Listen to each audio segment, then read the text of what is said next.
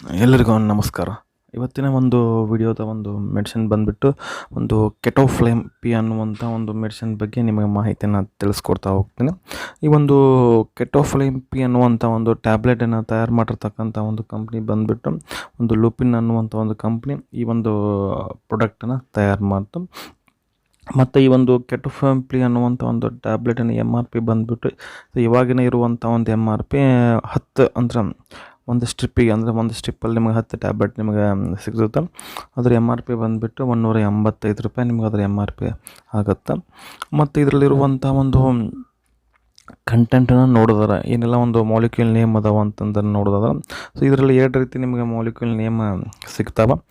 ಅದರಲ್ಲಿ ಒಂದೇ ಬಂದುಬಿಟ್ಟು ಒಂದು ಫ್ಲೂಪಿರಿಟಿನ್ 100 mg ಒಂದು 100 mg ಇರುತ್ತೆ. ಮತ್ತು ಪ್ಯಾರಾಸೆಟಮಾಲ್ ಬಂದುಬಿಟ್ಟು 325 mg ಈ ಒಂದು ಆ ಒಂದು ಟ್ಯಾಬ್ಲೆಟ್ನಲ್ಲಿ ಕಾಂಬಿನೇಷನಲ್ಲಿ ಈ ಒಂದು ಕೆಟೋಫ್ಲೇಮ್ ಪಿಯಲ್ಲಿ ಇರುತ್ತೆ. ಮತ್ತು ಫ್ಲೂಪಿರಿಟಿನ್ ಬಂದುಬಿಟ್ಟು ಇದು ಎನರ್ಜೆಸಿಕ್ಕಾಗಿ ಈ ಒಂದು ಟ್ಯಾಬ್ಲೆಟಲ್ಲಿ ಕೆಲಸ ಮಾಡುತ್ತೆ. ಮತ್ತು ಪ್ಯಾರಾಸೆಟಮಾಲ್ ಬಂದುಬಿಟ್ಟು ಆ್ಯಂಟಿಪೈರೆಟಿಕ್ಕಾಗಿ ಈ ಒಂದು ಟ್ಯಾಬ್ಲೆಟಲ್ಲಿ ಏನು ಮಾಡ್ತದೆ ಇದು ಕೆಲಸ ಮಾಡುತ್ತಾ ಒಂದು ಕೆಟಗರಿಯಲ್ಲಿ ಬರುತ್ತೆ. ಮತ್ತು ಇದರ ಈ ಒಂದು ಟ್ಯಾಬ್ಲೆಟ್ ತೆಗೆದುಕೊಳ್ಳೋದ್ರಿಂದ ಏನೆಲ್ಲ ಬೆನಿಫಿಟ್ಸ್ಗಳು ಮತ್ತು ಏನೆಲ್ಲ ಯೂಸಸ್ಗಳು ಅದಾವ ಅಂತ ನಾವು ನೋಡೋದಾದ ಈ ಮೇನ್ಲಿ ಈ ಒಂದು ಕೆಟೋಫ್ಲೇಮ್ ಪಿ ಬಂದುಬಿಟ್ಟು ಒಂದು ಪೇನ್ ಕಿಲ್ಲರ್ ಆಗಿ ಈ ಒಂದು ಟ್ಯಾಬ್ಲೆಟನ್ನು ಯೂಸ್ ಮಾಡ್ತಾರೆ. ಒಂದು ಪೇನ್ ರಿಲೀಫಾಗಿ ಈ ಒಂದು ಟ್ಯಾಬ್ಲೆಟ್ ಕೆಲಸ ಮಾಡುತ್ತೆ.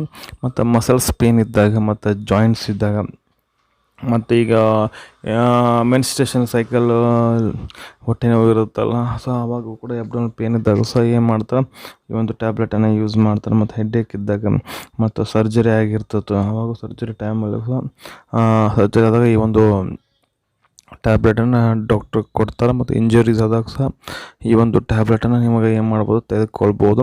ಮತ್ತು ಒಂದು ಈ ಥ್ರೋಟ್ ಮತ್ತು ಇಯರ್ ಇನ್ಫೆಕ್ಷನ್ ಬರಲ್ಲ, ಪೇನ್ ಇದ್ದಾಗ ಏನು ಮಾಡ್ಬೋದು ಈ ಒಂದು ಟ್ಯಾಬ್ಲೆಟನ್ನು ತೆಗೆದುಕೊಳ್ಬೋದು. ಅದೇ ರೀತಿ ಹಲ್ಲು ನೋವು ಇದ್ದಾಗ ಸಹ ಈ ಒಂದು ಟ್ಯಾಬ್ಲೆಟನ್ನು ನೀವೇನು ಮಾಡ್ಬೋದು ತೆಗೆದುಕೊಳ್ಬೋದು. ಆದರೆ ಈ ಒಂದು ಟ್ಯಾಬ್ಲೆಟನ್ನು ತೆಗೆದುಕೊಳ್ಳುವಾಗ ಡಾಕ್ಟ್ರನ್ನ ನೀವು ತೋರಿಸ್ಕೊಂಡು ಅದೇ ಡಾಕ್ಟ್ರಿಗೆ ಹೇಳಿದಾಗ ಮಾತ್ರ ಈ ಒಂದು ಟ್ಯಾಬ್ಲೆಟನ್ನು ತೆಗೆದುಕೊಳ್ಬೇಕಾಗತ್ತೆ.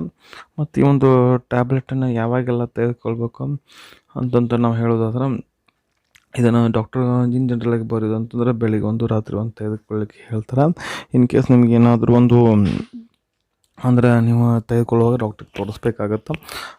ಮತ್ತು ಅಡ್ವೈಸನ್ನು ನಾವು ಹೇಳೋದಾದ್ರೆ ಈ ಒಂದು ಟ್ಯಾಬ್ಲೆಟನ್ನು ನೀವು ತೆಗೆದುಕೊಳ್ಳೋದು ಅಂತಂದರೆ ಏನಾದರೂ ನಿಮಗೆ ಆಲ್ಸರ್ಸ್ ಆಗಿದ್ದರೆ, ಸ್ಟಮಕ್ ಅಲ್ಸರ್ ಆಗಿದ್ದರೆ, ಮತ್ತು BP ಕಿಡ್ನಿ ರಿಲೇಟೆಡ್ ಏನಾದರೂ ಪ್ರಾಬ್ಲಮ್ಸ್ ಇದ್ದರೆ, ಮತ್ತು ಲಿವರ್ ಏನಾದರೂ ಟ್ಯಾಬ್ಲೆಟ್ ತೆಗೆದುಕೊಳ್ತಾ ಇದ್ದಾರೆ, ಮತ್ತು ಇನ್ ಕೇಸ್ ಇವೆಲ್ಲ ಬಿಟ್ಟು ಇನ್ ಕೇಸ್ ಅದರ್ ಮೆಡಿಸಿನ್ಸ್ ಏನಾದರೂ ತೆಗೆದುಕೊಳ್ತಾ ಇದ್ದಾರೆ, ಮತ್ತು ಪ್ರೆಗ್ನೆಂಟು ಮತ್ತು ಬ್ರೆಸ್ಟ್ ಫೀಡಿಂಗ್ ಮದರ್ ಇತ್ತಂತಂದ್ರೆ ಇವೆಲ್ಲ ಏನು ಮಾಡ್ಬೇಕು ಬಿಫೋರ್ ಏನು ಮಾಡ್ಬೇಕು ಡಾಕ್ಟ್ರಿಗೆ ನೀವು ಹೇಳಿ ತಿಳಿಸ್ಬೇಕಾಗತ್ತೆ. ಆವಾಗ ನೀವೊಂದು ಟ್ಯಾಬ್ಲೆಟನ್ನು ನೀವು ತೆಗೆದುಕೊಳ್ಳೋದು ಬೆಟ್ರ್ ಅಂತ ಹೇಳ್ತೀನಿ.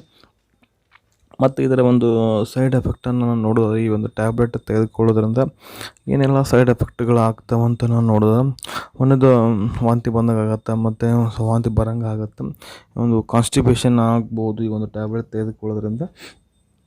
ಇವೆಲ್ಲ ಕಾಮನ್ ಸೈಡ್ ಎಫೆಕ್ಟ್ಸ್ಗಳು. ಇನ್ ಕೇಸ್ ಇವೆಲ್ಲ ಸೈಡ್ ಎಫೆಕ್ಟ್ಗಳು ಸಿವಿಯರ್ ಆಗ್ತಾ ಇದ್ದಂದ್ರೆ ಆ ಒಂದು ಟ್ಯಾಬ್ಲೆಟನ್ನು ಡಿಸ್ಕಂಟಿನ್ಯೂ ಅಂದರೆ ಟ್ಯಾಬ್ಲೆಟ್ ತೆಗೆದುಕೊಳ್ಳೋದು ಬಿಟ್ಟು ಸ್ಟಾಪ್ ಮಾಡಿ ಬೇರೆ ಟ್ಯಾಬ್ಲೆಟನ್ನು ನೀವು ಡಾಕ್ಟ್ರ್ ಕಡೆ ಕೇಳಿ ಬೇರೆ ಟ್ಯಾಬ್ಲೆಟನ್ನು ತೆಗೆದುಕೊಳ್ಳಬೋದು ಸ್ನೇಹಿತರೆ. ಸೊ ಇದಾಗಿತ್ತು ಇವತ್ತಿನ ಒಂದು ವಿಡಿಯೋ. ಈ ಒಂದು ವಿಡಿಯೋ ನಮಗೆ ಹೆಂಗೆ ಅನ್ನಿಸ್ತು ಅಂತ ಕಮೆಂಟ್ ಮಾಡಿ. ಇನ್ ಕೇಸ್ ಏನಾದರೂ ಡೌಟ್ ಇದ್ದರೆ ಇನ್ನಷ್ಟು ಮಾಹಿತಿ ಬೇಕು ಅಂತಂದ್ರೆ ಕಮೆಂಟ್ ಬಾಕ್ಸಲ್ಲಿ ಕಮೆಂಟ್ ಮಾಡಿ ಅಂತ ಹೇಳ್ತಾ ಮತ್ತೊಂದರೊಳಗೆ ಮತ್ತೆ ಸಿಗ್ತಾನೆ.